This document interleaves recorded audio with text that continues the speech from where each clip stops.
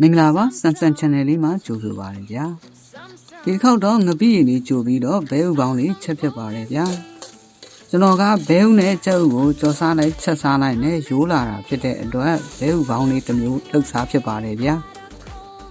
ငပိရည်လေးအရင်ကြိုဖြစ်ပါတယ်ဗျာငပိရည်ကြိုလေးကတော့ညောင်တုံးကကိုယ်တိုင်လှုပ်ထားတဲ့ငပိလေးတွေပါ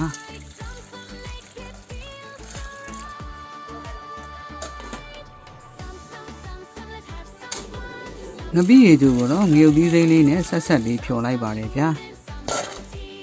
ငပိရည်ကျိုးအရသာလေးပိုရှိစီဖို့အတွက်ပစွန်ကြောင်လေးပါထည့်လိုက်ပါတယ်ဗျာကျွန်တော်ကတော့ငရုတ်သီးစိမ်းနဲ့ပစွန်ကြောင်လေးကိုတစ်ခါတည်းရောပြီးထောင်းပါတယ်ဗျာကျွန်တော်ကငပိငံပြာကြီးစားတာများလို့ရှိရင်တွေးတိုးတက်တဲ့အချင်းရှိတာဖြစ်တဲ့အတွက်တမယာသီးစိတ်လေးစစ်ကူခေါ်ထားပါတယ်ဗျာ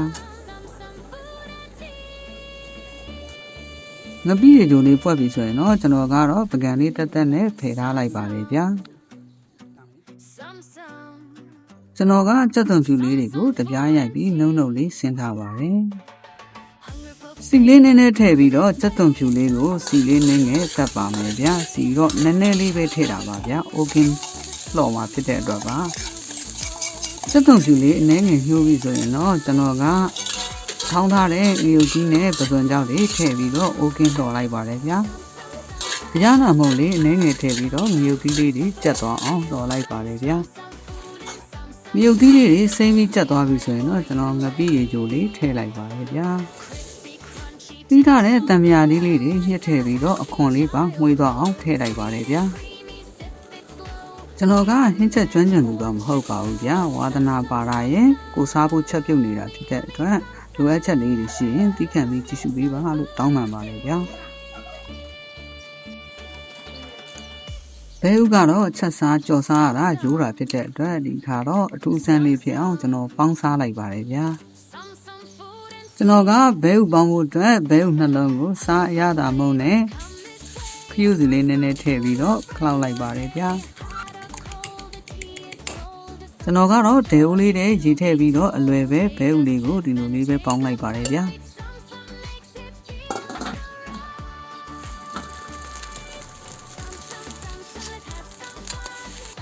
ပေါင်းထားတဲ့ဘဲဥလေးကိုမကြီးငယ်လေးနဲ့ပြန်ချက်ချင်တာဖြစ်တဲ့အတွက်ကြက်သွန်လေးနဲ့ကြက်သွန်ဖြူလေးကိုနှီးဖြတ်ထားပါတယ်ဗျာ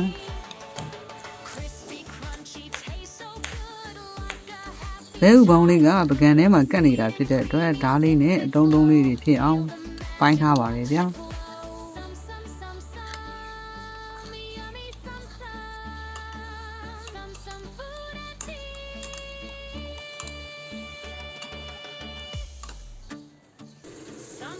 ကျွန်တော်ကတော့ဘဲဥပေါင်းလေးကိုပုံမှန်ဘဲဥချင်းချက်တဲ့အတိုင်းပဲစီတက်ပြီးတော့ကျွန်တော်ချက်လိုက်ပါတယ်ဗျာကျွန်တော်ကတော့ကြက်သွန်ဖြူနေကိုအယောင်လေးနှိုးတဲ့အထိစနင်းမုတ်လေးထည့်ပြီးတော့စီတက်လိုက်ပါတယ်ကြက်သွန်ဖြူနေလေးအယောင်လေးနှိုးသွားပြီဆိုရင်တော့ကျွန်တော်ကငရုတ်သီးစိမ့်မုတ်လေးထည့်ပါတယ်ဗျာကျွန်တော်ကအချိန်မဆိုင်မဲ့ဘဲဥပေါင်းလေးကိုပါတစ်ခါလေးထည့်ပြီးတော့စီတက်လိုက်ပါတယ်အချိန်ရတာအတွက်မကြီးလေးများများထည့်လိုက်ပါတယ်ဗျာကျွန်တော်ကချင်းလေးကြိုက်တာဖြစ်လို့ပါမကြီးရရတာလေးတွေဘဲဥလေးကိုဝင်စေဖို့အတွက်အဖုံးလေးအုပ်ပြီးတော့ဒီနှစ်နဲ့ငယ်တော့ထက်ချက်လိုက်ပါတယ်အပေါ်ငယ်ရတာလေးတွေညီးပြီးလိုတာလေးတွေထက်ထည့်ပြီးတော့နောက်ဆုံးဆရာကြီးဖြစ်တဲ့ငရုတ်သီးတောင်လေး3-4တောင်လောက်ကိုထည့်ပြီးတော့ဘဲဥပေါင်းဟင်းလေးကိုအဆုံးသတ်လိုက်ပါတယ်ဗျာအဆုံးထိလိုက်ပါကြည့်ရှုပေးတဲ့ညီကိုမောင်နှမအားလုံးကျေးဇူးများကြီးတင်ပါတယ်ဗျာကိုစိတ်မြပြန်စမ်းမချမ်းသာကြပါစေကျမ်းမာပျော်ရွှင်တဲ့ဘဝတွေအထူးပိုင်ဆိုင်နိုင်ကြပါစေဗျာ